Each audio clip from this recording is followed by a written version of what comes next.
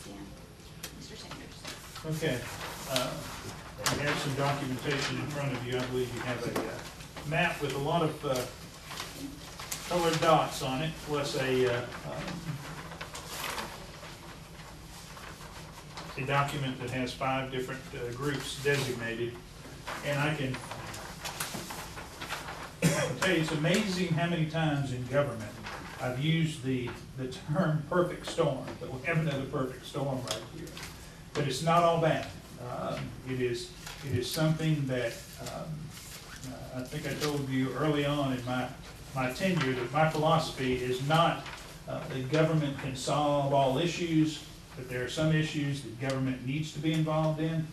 And a situation like this is a classic free rider problem where there is a public good in that lake that is having maintenance problems, and a lot of free riders. And to solve a free rider problem, it usually takes government or to step in or government regulation. And this is a discussion starter. The information that you have in front of you, because I think it's going to take action on our part to solve this problem. I don't believe it's going to happen individually from the many residents of the various neighborhoods in Summit Chase. John Davis came up with a topo map working through Clark, Patterson, and Lee. And that's because the major benefit that everybody receives out there is stormwater detention. That map is what helped define the dots on this map.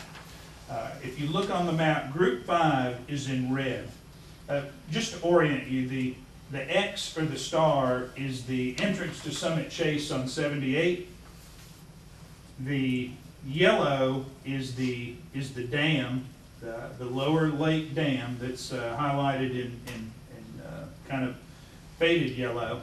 But those red dots, all of those residents, according to this accurate topo map, they drain into Big Haynes Creek. So they are not a part of this project. That is 76 parcels that have been in the way I'm describing things here, have been taken out of the equation. Because I feel that the fairest way to do this, there is no way you can say that everybody receives the same benefit from this public good, this lake. And so what I've done is tier the benefits. And a lot is going to depend on Tony's legal research, because this is a 2-part discussion tonight. One is the map and the tiers, and the second is Tony's legal research, which will determine what we can or cannot do. But what I've done is Group 1, 12 parcels are the parcels directly on the lake. They are indicated in blue there. Tier 2, and you probably could have a good discussion as far as the exchange of Group 2 and Group 3, but I've listed Group 2 as the 35 parcels around the upper lake. They definitely benefit from a full pool in that lower lake. Their dam benefits from for engineering purposes, and they benefit also aesthetically from a full pool on that second lake. So I put them in Group 2 as the second largest, the group that receives the second greatest benefit. Group 3 are the 106 parcels that live are actually landlocked on the other side of that dam. They drive over that dam every day to and from work.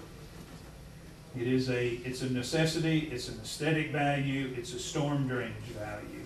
Those are the 106 parcels outlined in orange. The largest group are the black dots.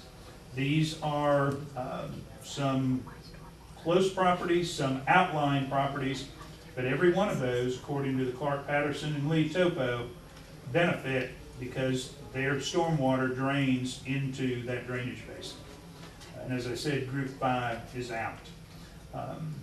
This is an issue that impacts even though they don't know it. And it's been interesting to me. I've knocked on a few doors. It's amazing how much attention you attract when you're driving around in a car or walking around with a map in your hand. If I'd had some survey equipment, I really would have attracted some attention, I guess. But in talking to people, and I think John will verify with the conversations he's had, people do not realize initially there is just, I don't get any benefit from that lake. The response is, why should I pay for it? I don't get any benefit. Well, let's talk about that a second. The more you delve into it, and this is going to take a public hearing or 2 or 3 to get to a final decision. This is just a start. But the more you talk about it, the more you point out the benefit that every one of these folks receive from that lake and that drainage basin, it kind of turns a light bulb on in their head, and they say, well, maybe you're right. And the good thing is, this doesn't have to be done all at once. At least the payment doesn't have to be done all at once. We're looking at a potential refinancing on the COPS. The market is very good. This could be added in there, and it could be stretched out over 10 years. A lot is yet to be determined, but as I said earlier, this is a discussion starter. This is something that for you to look at, consider, beat around, think about, but we also need to think about what Tony's about to tell us as far as the legal research. So. 2 issues were raised. One was, we have a number of council people who live in that area, and is there an issue of a conflict of interest from a financial standpoint? And I think it's pretty clear cut that there's not a bar to participation. You know, it's not something that is personally benefiting the individual councilman. It's a public improvement that overall affects the entire part of the community. So there's a case directly on point that allows you to participate.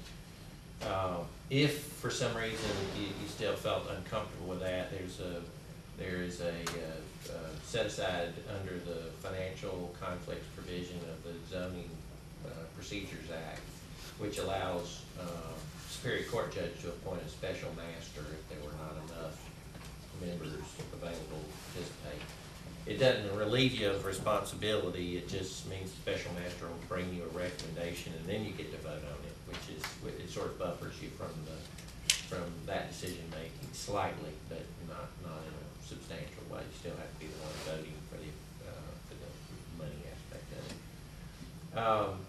Your charter gives you the ability to make special assessments, and you know, from a legal standpoint, the analysis is hard to make where we are because we don't know how much money, and we don't know the allocations of how you view collecting it from the different colored dots.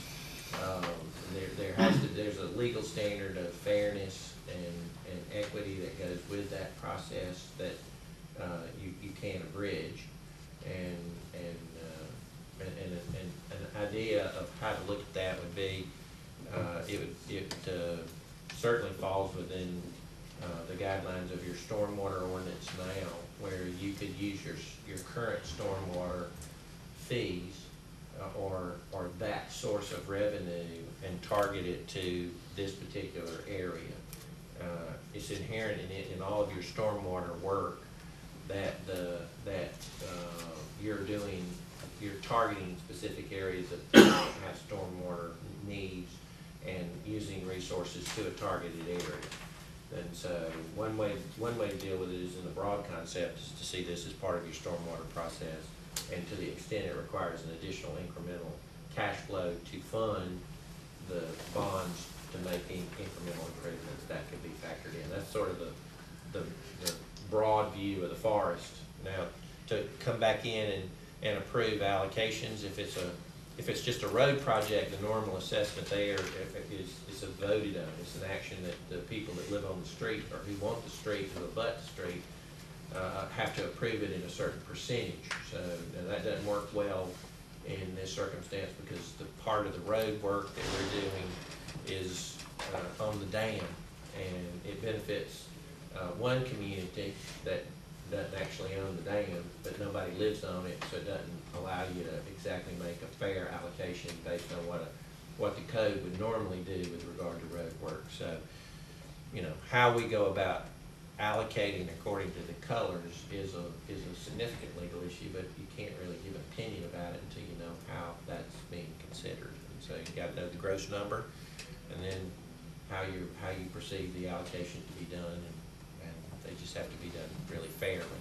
We talked about the need to get input and approval from those people who are involved. That's sort of inherent in the assessment process, and I'd encourage that. So there's 3 options in front of council. One is to tell the homeowners we're not gonna do anything and they need to find a way to pay for it themselves. Another is to use our stormwater fees and cut back on other projects to fix it. And then the third is for the city to pay for it up front and to do a special assessment against the homeowners in the watershed area to pay it back over a course of time. So what I intend on doing is calling a special town hall meeting. I'm looking at either November 1st or November 8th. I don't know, those are both Thursdays if anyone has a conflict with either of those dates. November 1st, no conflict. 8th is fine. I'm not gonna be on the boat. What about the 8th?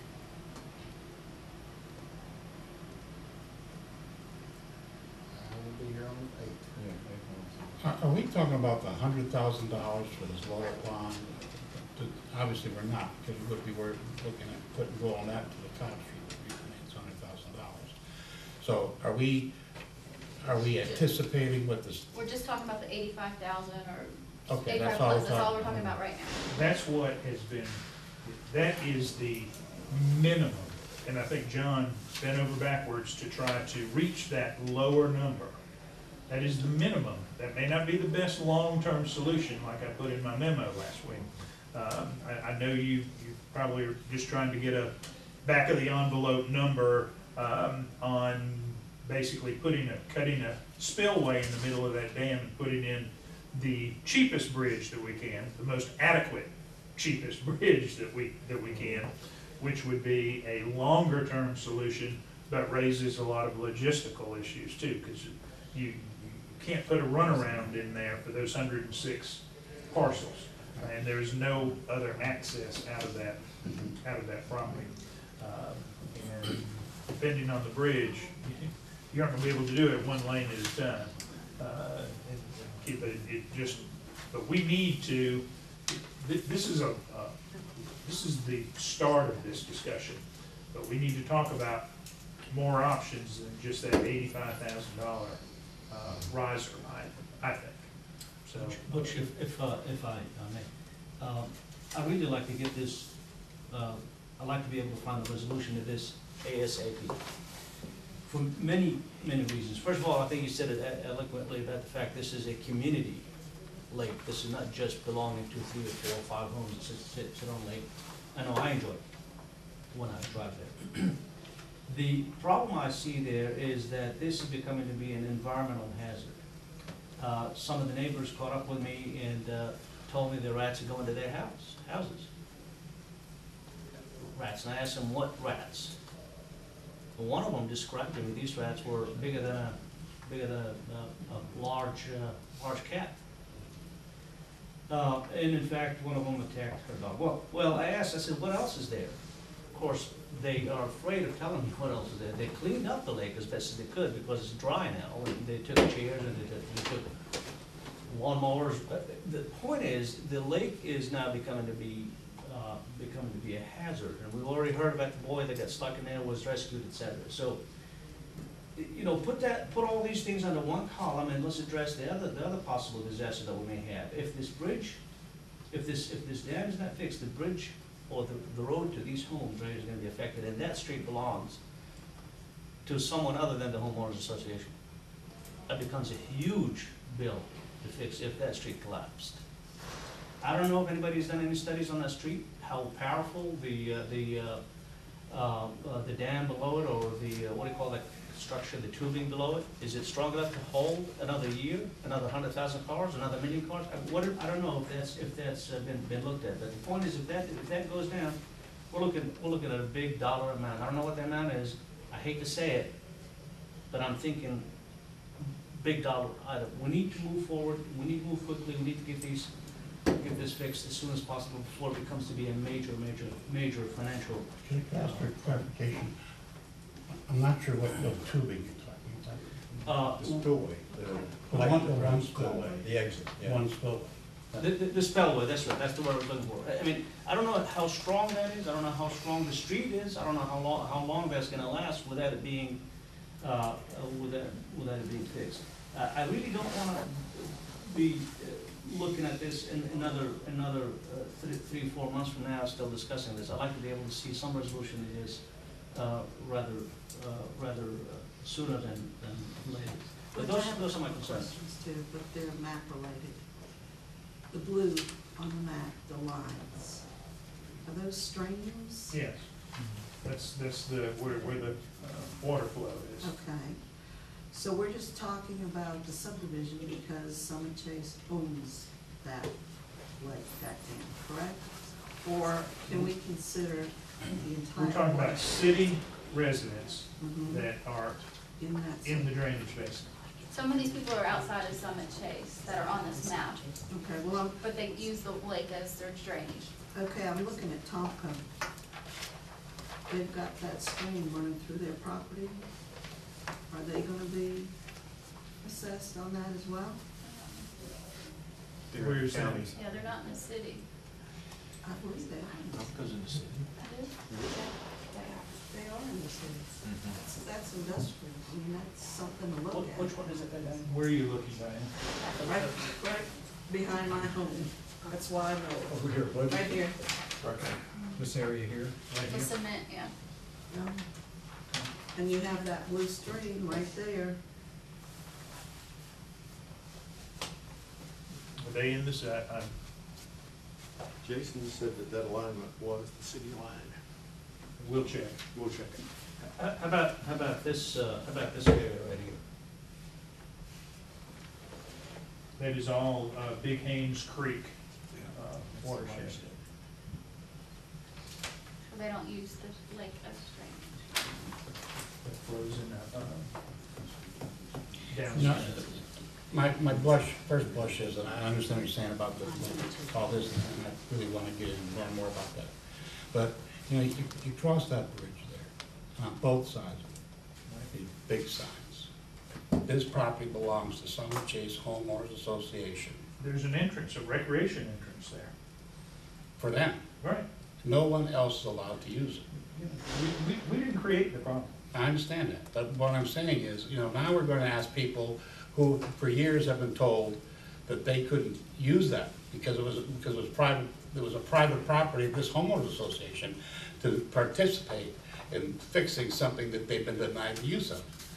And I But if they hadn't been driving over the road all those times, would the dam be in the condition it's in? I think it was the standpipe was the problem, not the road. Well, and I guess that leads me to my question, if I could. Has it been determined that this dam and the standpipe was working effectively prior to the repairs that the HOA allowed a contractor An to go in unpermitted and start? contractor, without a permit, without a permit. That's one question for me, was it working sufficiently before they got in and started doing whatever it is they were doing to do that, number one. Number two, if that is the case, if it was working fine, do we have an obligation to go after that contractor for any, or does the HOA be the one to go after the contractor for damages? I mean, and again, I guess the other question is, why is it our responsibility as a city to pay repairs for a dam that's on private property? And right now, we don't even have an estimated final cost. On the issue of liability questions concerning contractors, I would recommend that we discuss that in executive session. And And we're getting kind of off track. Right. What these can all be things we're gonna discuss when this appears on a council agenda, but my intent right now is I'm gonna call a special call work session as a town hall meeting. We've heard from the people in Summit Chase Homeowners Association, but this affects, as you can see from the map, more than that. I'm gonna ask staff to get in contact or put some type of notice, maybe our zoning signs out, so that the other people will know when the meeting is being called. And we'll hear from the people in there, and then it will come in front of council. Like I said, council will have 3 options, and guys can ask the questions at the time, and staff will give us a report as to those 3 options, and we'll decide what we want to do after hearing from the people. But I think the first step, and I know we need to move quickly on this, I know it's a priority, but we can't, if we are gonna do a special assessment, we can't really tax people without hearing from them, so we do need to start with the town hall meetings, and everybody can get their questions answered. Before we actually schedule the November 8th meeting, I am gonna check with the Timberline and Summit Chase Homeowners Association representatives to make sure that there's no conflict with those dates, and then we'll send out notices. I need a short executive session anyway, the chief and I, for property acquisition. Maybe we could answer that question at that time. That then brings us to our economic development commitment statement.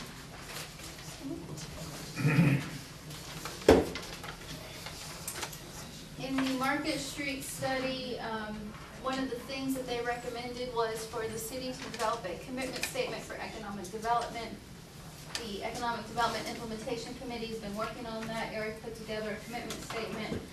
The committee had some suggestions or comments on ways to tighten it up a little bit. Eric, is there anything you want to add to that? No, I think the version you had in the council notes didn't include one of the comments that was made at the. And I think Mr. Brooks provided a comment. I don't know if that, I never got that email. I don't know if you have that, but if not, I'm gonna ask that this be continued over to our next work session so that I can get those comments from him. Residency requirement for the Art Commission. We still have 2 vacancies on the Art Commission. I know Ms. Dixon had posted, when I posted on the Southern Community Arts, asking for volunteers, Ms. Dixon had posted that she would be willing to volunteer. The Art Commission followed up with her, and she's got some family issues she's dealing with right now, so she cannot serve. So we are still looking for 2 vacancies. We're looking again for people with, that are not necessarily visual artists, that represent other areas of the arts. And so I know the issue has been whether we want to limit it to city residents or whether we want to open it up. We do have Kirk Bice and Leslie Rabb and Kathleen Martis who have submitted their applications, but they don't live in the city and they represent the performing arts. So if council wants to open that up to outside of the city, or if we want to keep it as city residents only. No, what's the advantage of it being locked into the city or disadvantage? Well, right now we do have, the Art Commission is moving forward. They meet monthly. They've got a couple of projects they're working on, but they need some, they'd like those 2 positions to be filled just so that they'll have extra help. And right now we don't have anyone in the city that has been willing to volunteer for those positions. We have several people outside the city that have volunteered, but not anyone inside the city. We currently established it so that we had one. I don't have any hard time making it 2 if 2 fills our deal. I mean, come on, we got people who want to serve. And I don't know that we go more than 2, because then it becomes. I think it has to have, 20, that's whoever's almost outside 20%. has to have something inside the city, a business, employment. I think that was the some- original language, was that somewhere. they either had to have a business, attend school, or I believe there's a third one. Encourage the teachers. I mean, I don't What have any is- heartburn over 2. What is the situation, all the other commissions are Snellville residents only? Is this gonna be some kind of a conflict, something that could potentially come back later because you're gonna have people who are not city residents voting on spending city money? The other commissions are set by state law. The planning department, the board of appeals are set by state law. Art commission is something that was developed from the city of. from Well, I the city understand of- that, I just wanna make sure we're not. There's not a lot Stepping on toes of legally. restrictions on how you set your boards up. And probably the one that gives you the greatest guidelines is the Downtown Development Authority. you know, that's a state-created commission. They allow, members of that to be, business participants in the downtown that aren't necessarily residents. And they also, but in most instances, they require them to be residents of the county, not necessarily the city, too. But then they make an exception. One member of your DDA doesn't even have to live in the county. But as long as they have a business interest or represent a business interest in your downtown overlay district. So Yeah, I don't have a problem. there's some authority. It becomes more a political issue, you know, who is getting to run our city. We won't have any conflict with the rest of the boards if we choose to put someone else. So this is I mean, the conflict comes up when people say, well, that's not the way to do it in this other area. It's a logic, it's not a legal requirement. Well, we already set ourselves up, we already agreed to go on. Right. So, And you're talking about specialty areas. I mean, I see a lot of cities when it comes to, when they're trying to get certain types of people onto their boards, they make this same exception because you know, in order to have landscape architects on your downtown. so in the overlay. profile, Yeah, you are. You're targeting the needs, you know, the needs. You want somebody related to the community, but not necessarily resident here because you're wanting to, you're wanting that person to have certain credentials that are exceptional. and arts profile. I too don't have a problem with having two folks on the commission outside of the city. I think that would, like you said, I think it'll help, with idea exchanges and promote individuals.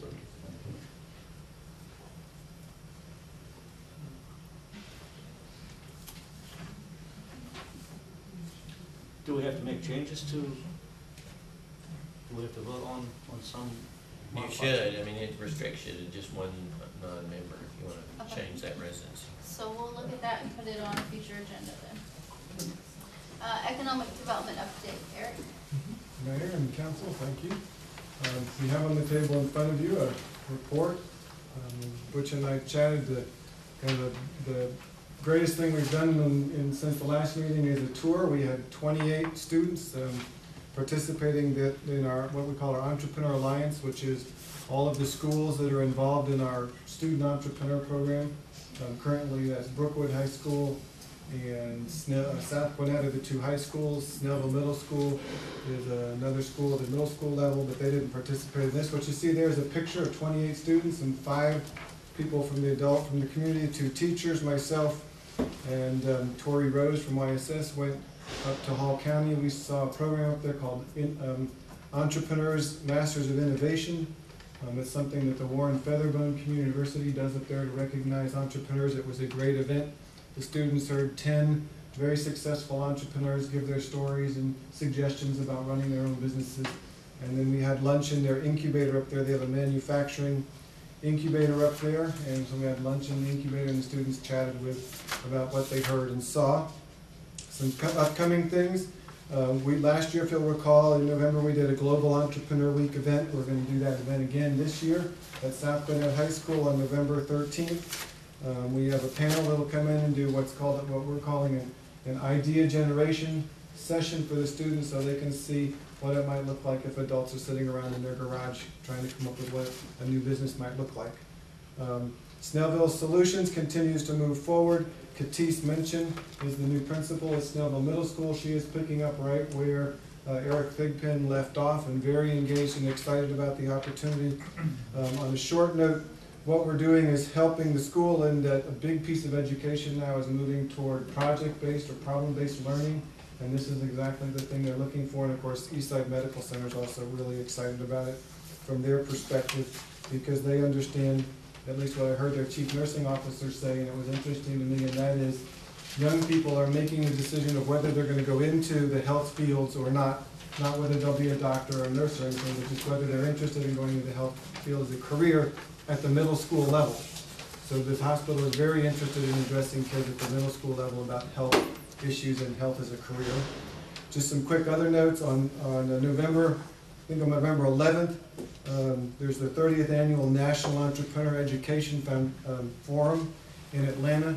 Scott Allen and I have been selected to present a panel during that forum, so I will be down there on that Monday presenting a panel on our program that we're doing at South Gwinnett High School. And then finally, just to keep you aware of all the details, about 1.5 years ago when Clay Hunter and I started this process of entrepreneurship at the high school, he indicated to me at that point in time that the State Department of Education was undertaking an effort to rewrite a lot of the career tech pathways, we'll say classes and so forth, and he asked me to be engaged in that process. Just for your information, on October 30th, we have the State Director of Career Tech coming to South Gwinnett High School to talk about what it would look like for Gwinnett to reserve for itself an entrepreneur pathway, which would be unique to the state of Georgia. Thank you, Mayor. Any questions for Eric? October 30th? It's really not an open event, Mike. It'll be that and the teachers and a couple of folks. If you want to just stop in right at the beginning just to say hi, that would be great. But it's not a closed event if you wanted to sit through and listen to it, but it's going to be bureaucratic and administrative. Yeah, thank you. You have 5 minutes, is that how long do you? Well, you probably can do it. Let's go ahead. Chief President, do I have a motion to go into an executive session? I can read my language, I'm sorry. During the work session, the mayor and city council of Snellville, Georgia may have council announce certain matters to be discussed in the closed session of the meeting and ask council to advise the city with respect to closing the meeting. City attorney Tony Powell advised the city of the following reasons to close the meeting. To authorize negotiation to purchase, dispose of, or lease property authorized to order present related acquisition or disposal of real estate, enter into a contract to purchase